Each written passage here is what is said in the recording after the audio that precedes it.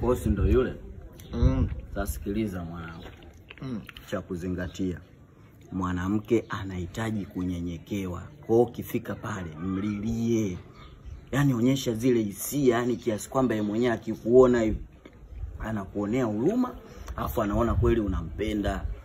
Yaani mlilie, yani unajua ile oya fanya hivyo emotional.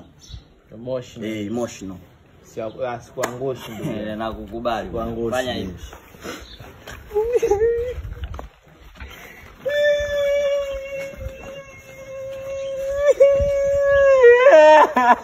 Shida nini?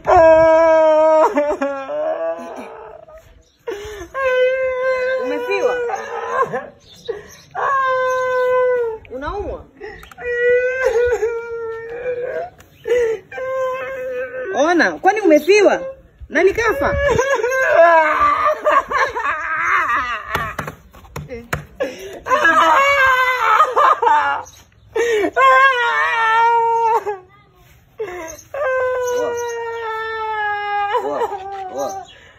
Hivi. Nini sasa? Nini? Nataka mlilia hapa ndugu yangu. Yaani unamlilia vipi? Mbona mtu paka kaondoka unamlilia vipi? Lia mwambie mtu maneno, nyenyekea kimaneno. Ona sasa paka mtu kaondoka ndugu yangu. Ndio nimefanya hivyo. Sasa je,